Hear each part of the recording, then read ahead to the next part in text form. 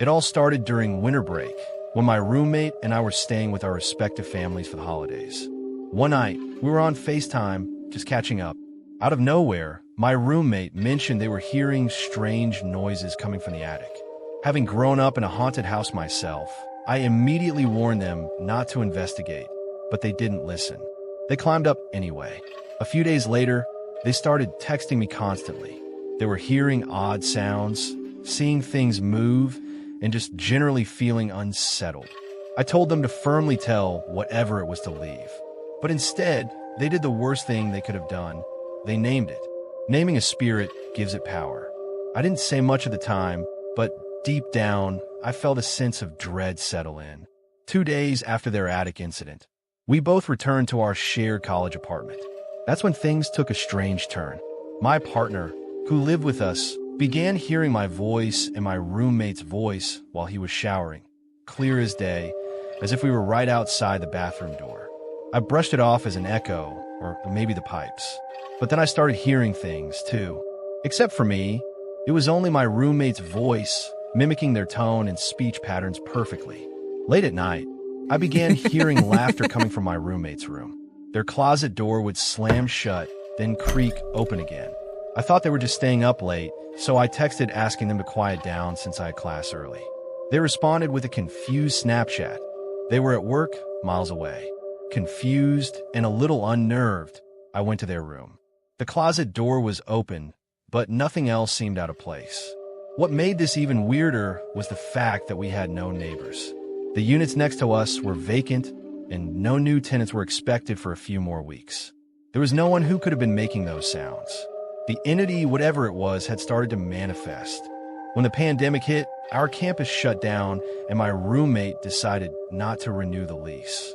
With no in-person classes, they couldn't justify paying rent.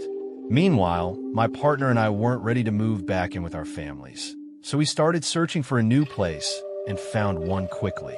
It was smaller than our previous apartment, but cozy enough. But the sense of peace didn't last. Soon after we moved in, I started experiencing sleep paralysis. I would wake up in the middle of the night, completely unable to move, with a heavy presence in the room. In the shower, I would hear my partner calling my name. Sometimes it was urgent, other times just casual conversation. But when I responded, there was no reply. Peeking out from behind the curtain, I find a bathroom door still shut and locked. My partner had similar experiences. They would hear me speaking to them while they were alone. At first, we didn't want to believe it was happening again. But soon, it became clear that whatever had attached itself to us from the last apartment had followed us here. Other things began happening too. Footsteps in the hallway, our names whispered from the other side of the door, the feeling of being watched. We tried to rationalize it all. Maybe we were just tired or stressed, but it was more than that.